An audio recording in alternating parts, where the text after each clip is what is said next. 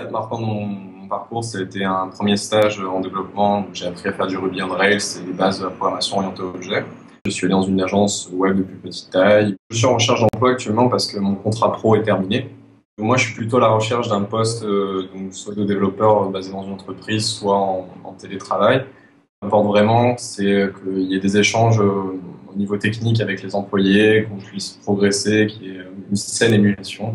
Je fais du PHP depuis un peu plus d'un an. Je fais du Ruby on Rails depuis 2 ans. J'ai une bonne petite culture web. Je suis assez ouvert à toutes les nouvelles technologies. J'essaye de me mettre à jour tous les jours. Je suis assez agréable pour travailler, donc je suis assez drôle. Peut-être un peu tendance à tout dédramatiser tout le temps. J'espère que j'intégrerai une entreprise ou une vraie agence web qui répondra un peu à mes attentes, c'est-à-dire qui se met à jour technologiquement.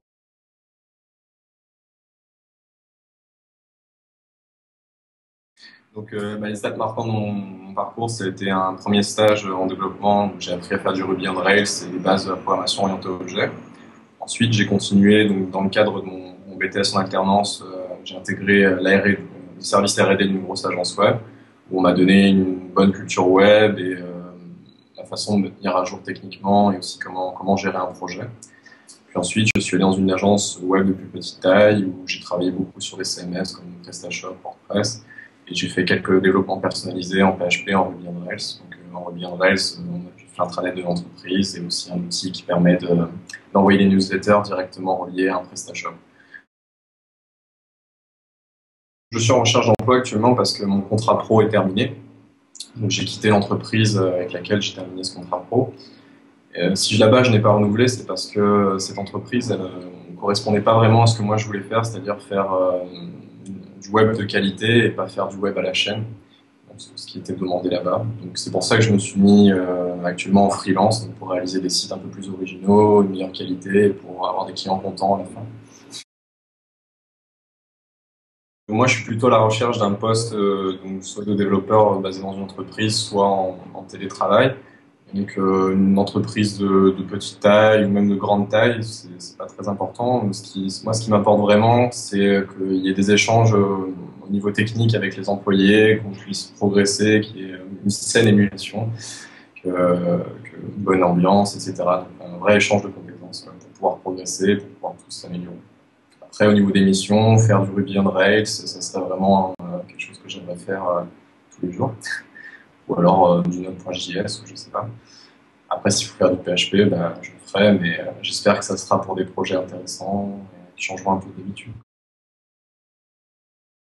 Je fais du PHP depuis un peu plus d'un an, donc en PHP, je manipule très bien, donc j'ai une bonne maîtrise des CMS, PrestaShop et WordPress, donc je sais à peu près tout faire dessus, les casser dans tous les sens et faire n'importe quoi avec, enfin, tant que ça reste utilisable.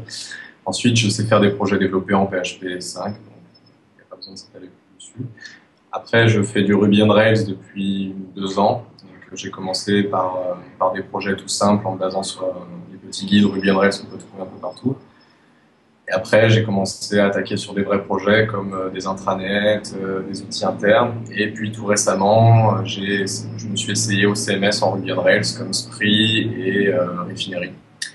Ensuite, ça fait à peu près un an que je fais du JavaScript. Donc en JavaScript, j'utilise surtout jQuery, donc, ce qui permet de facilement faire des effets. Et donc j'utilise jQuery par exemple pour faire des menus déroulants, des systèmes de connexion, que ce soit joli et ergonomique et que ça corresponde aux besoins graphiques. Et après, je fais aussi de l'Ajax, donc toujours en utilisant jQuery pour par exemple rafficher des données, faire des moteurs de recherche, etc.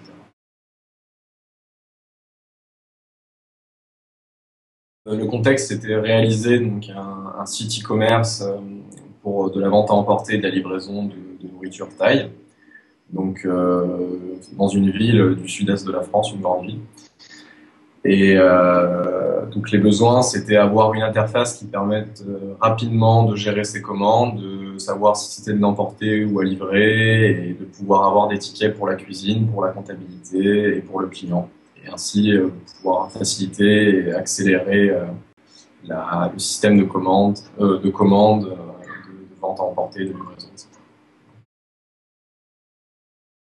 J'ai répondu par la mise en place d'un PrestaShop, tout ce qu'il y a de plus simple. Après, en faisant des modifications sur le cœur pour répondre à divers besoins graphiques. Donc pourquoi PrestaShop? Parce que c'est un CMS que je maîtrise très bien, parce qu'il est assez léger, plus léger que Magento, et qu'il est très facile à utiliser pour un client.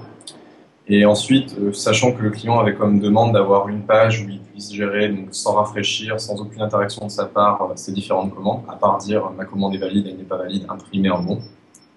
Donc là, j'ai développé un module en fait qui marche avec la base de données, qui à intervalles réguliers va voir dans la base de données s'il n'y a pas une nouvelle commande qui est faite. Dans le cas où il y en a une qui est faite, il y a du JSON qui est envoyé, ça génère une nouvelle commande sur l'affichage et ainsi il voit cette nouvelle commande, il peut la gérer, la manipuler, etc. Et à la fin, il peut aussi imprimer un bon au format ticket de caisse pour sa comptabilité, la cuisine et le client.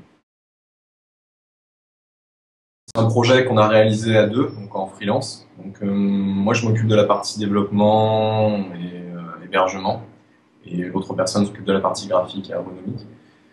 Donc moi, ma tâche, ça a été d'installer le PrestaShop, de faire les overrides nécessaires pour que la personne ait ce qu'elle veut graphiquement et aussi caler les informations qu'elle veut sur le front.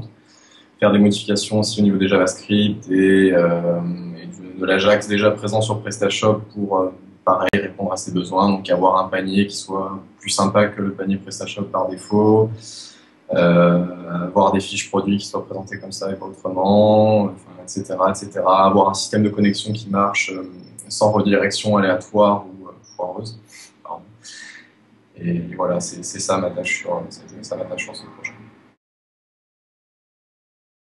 L'intérêt du projet pour moi, ça a été donc une question, comment faciliter la gestion de vente à emporter et de livraison donc, pour un restaurant qui utiliserait PrestaShop. Donc, ma réponse a été de lui faire un module donc, qui présente une page qui est rafraîchie avec du jQuery et de l'Ajax. Et donc, en gros, toutes les 15 secondes, toutes les 15, 30 secondes, 45 secondes, donc l'intervalle est réglable. Le client a les nouvelles commandes qui apparaissent sur son interface. Donc, il y a un code couleur, il y a toutes les informations nécessaires qui sont présentes sur la commande quand elle apparaît. Il peut en gérer le statut, donc c'est directement relié au back-office PrestaShop. Donc ça fait que ça génère les factures en back-office pour les clients, etc. Et en plus, il peut imprimer après la commande donc au format ticket de caisse. Donc, ça veut dire qu'il a trois petits tickets, un pour la cuisine, pour que la cuisine sache ce qu'elle doit faire, un pour lui pour sa comptabilité, et un pour le client pour savoir ce qu'il a commandé, qu'il puisse aussi faire sa comptabilité. Les atouts techniques, donc c'est que je fais du Ruby on Rails depuis un peu plus de 2 ans. Donc j'ai quelques personnes qui me conseillent souvent en donnant des bonnes gemmes à regarder, ou de nouvelles façons de faire, ou même des CMS qui sortent, etc. Ensuite, j'ai une bonne petite culture web, donc c'est-à-dire que j'ai quelques sites que je suis, donc, mis à part Twitter où je suis quelques personnes intéressantes comme Jack Russell Software ou j'ai pas trop d'autres exemples sous la main, ou certains flux de Stack Overflow aussi qui sont assez intéressants. Donc, qui me permettent de trouver justement de nouveaux projets, même des fois de nouveaux CMS qui sortent et qui sont des tout petits projets montés par 5 personnes sur GitHub et qui sont très intéressants parfois, ou des nouvelles librairies JavaScript, ce genre de choses. Donc, je suis assez à l'écoute et je suis assez ouvert à toutes les nouvelles technologies. J'essaye de me mettre à jour tous les jours.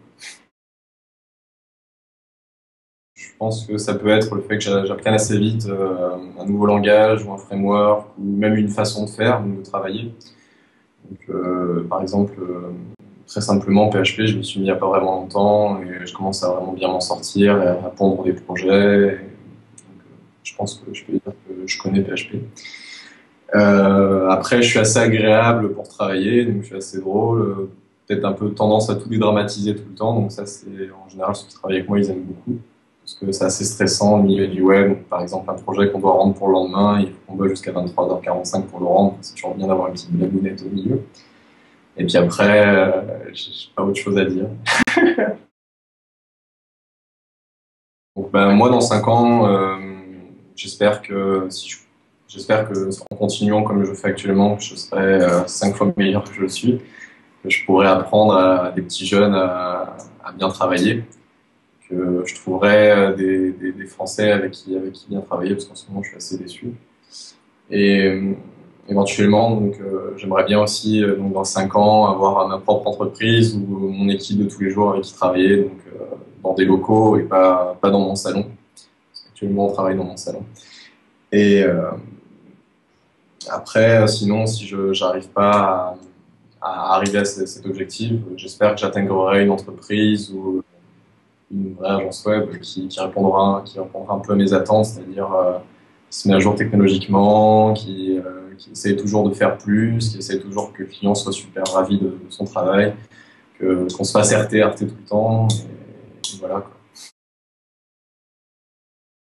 Actuellement, je suis disponible tout de suite si le jeu vaut la chandelle ou plus tard si ça peut attendre, parce que actuellement je suis sur différents projets. Donc je rechercherai plus un CDI, donc éventuellement donc, dans le sud de la France et après donc, dans le nord ou peu importe, il faut que ça en vaille le coup. Mais de base, je choisirais plus le sud parce qu'il fait beau et qu'on est de meilleure humeur. Et donc après, je suis pour du télétravail, même j'aimerais beaucoup du télétravail, donc avec peut-être des réunions Skype pour se mettre à jour, pour se tenir au courant de l'avancée d'un projet, et peut-être même qu'on me donne la chance de réaliser des projets avec mon équipe actuelle et montrer ce qu'on sait faire. Ah ben, de rien, et puis j'espère que ça m'amènera quelques contacts, et puis que ce site marchera bien.